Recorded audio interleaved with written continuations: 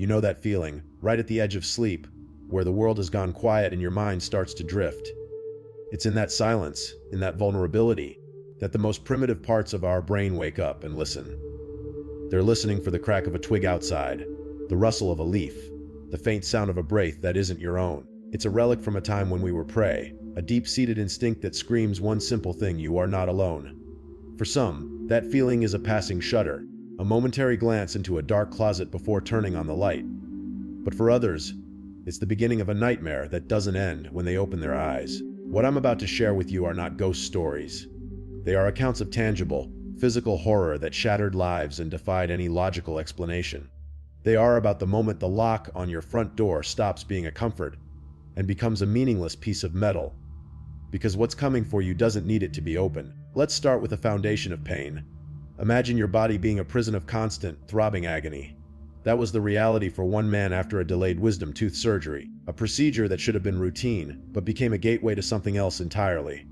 His sleep was fractured, broken into 3-hour segments dictated by a strict cycle of pain medication. He described it as losing his humanity, his body and mind rewiring themselves to a new, brutal schedule of wakefulness and exhausted sleep.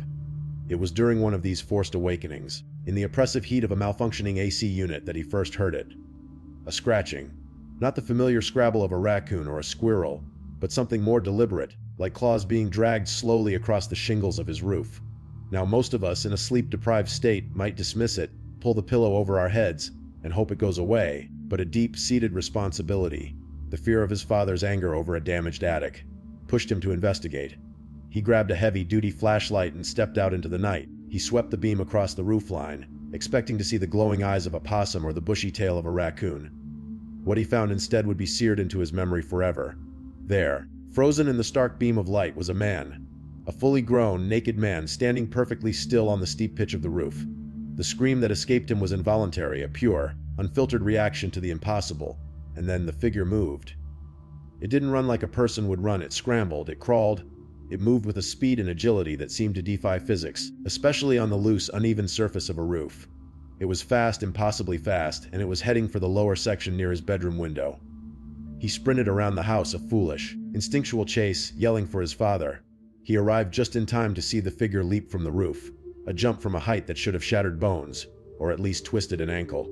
Instead, it hit the concrete pavers with a nauseating thud and immediately sprang to its feet. The shock of that alone was enough to freeze him in place.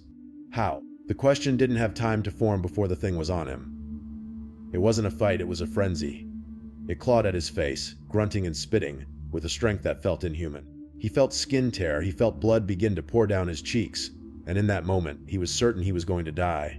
It was only the sudden arrival of his father, pulling the assailant away, that saved his life. The naked man, now covered in the victim's blood, broke free with ease, scaled the backyard fence, and vanished into the woods without a sound. The police were called. The hospital visit was gruesome, but the official response was a dead end.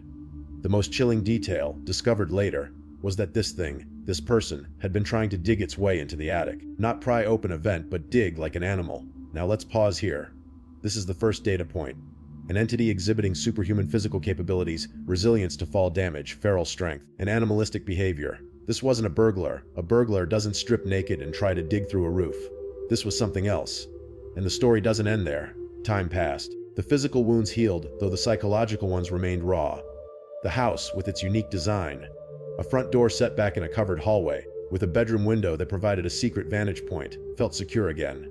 Years later, with his parents out of town, he had his girlfriend over. A quiet, peaceful night that was shattered by the sound of trash cans being knocked over in the driveway. A reasonable assumption. An animal. He went out, cleaned up the mess, and secured the cans in the garage, believing the threat was gone. But it wasn't. Back in bed, drifting into that same vulnerable space between consciousness and sleep, he heard a new sound. A gentle, persistent tapping. Tap. Tap, tap, like metal on glass. It was coming from outside his window, the same window he'd used as a child to spy on visitors. He forced himself to look, and he saw a man standing at the front door, his back turned, patiently tapping on the glass. A deep, cold dread set in. It was past midnight. No lights were on. Who could this be? As he watched, paralyzed, the figure began to turn. He ducked, his heart hammering against his ribs, praying he hadn't been seen. After a minute of terrifying silence, he mustered the courage to look again. He peeled back the curtain and found himself face to face with a nightmare. Pressed against the glass mere inches away was a face. A man's face, but distorted, with shriveled, melting skin, staring directly into his soul. The scream that followed was uncontrollable. The police were called, the house was searched, but nothing was found. The officers left with a suggestion to get security cameras.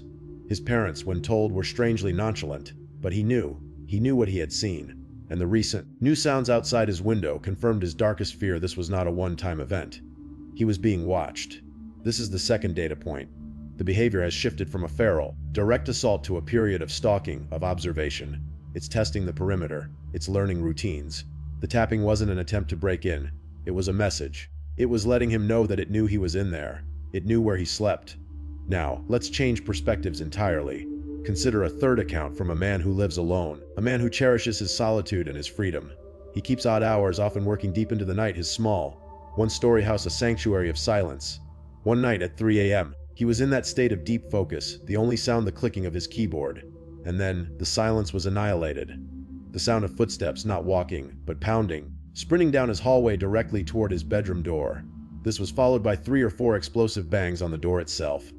The kind of force you'd expect from a battering ram. He shot up, his entire body flooding with adrenaline, knocking over his monitor in the process.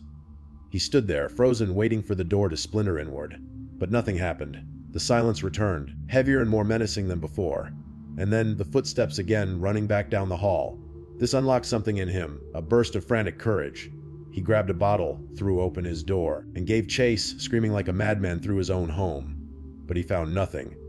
No, and every window and door was still locked from the inside.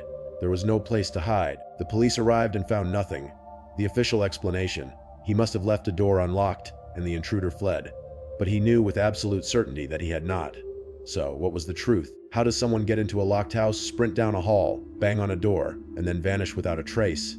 These 3 stories, when laid side by side, paint a picture that is far more terrifying than any one of them alone. We have Entity, the feral, physical intruder, capable of impossible feats of strength and agility.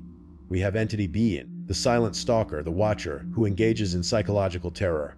And we have Entity CA, the phantom, the thing that can seemingly violate locked spaces and disappear into thin air. But what if they aren't 3 different entities? What if they are different facets of the same phenomenon? What if this is a progression? The first encounter was a raw, untamed, and physical attack. The second, years later, shows a chilling evolution toward patience and psychological warfare. The third story, while separate, demonstrates the phenomenon's ability to bypass conventional security entirely, to exist almost as a poltergeist, but with very physical, very audible consequences. The common thread that binds these victims is not just the terror they experienced, but the systemic dismissal they faced afterward. In every case, the authorities offered useless platitudes. The police were stumped. The victims were left alone with their trauma, their reality invalidated, forced to question their own sanity. This is the final, insidious layer of the horror. It's not enough to be attacked, you must also be disbelieved. So, where does that leave us? The evidence is anecdotal, but the patterns are stark. We are not dealing with human criminals in any conventional sense.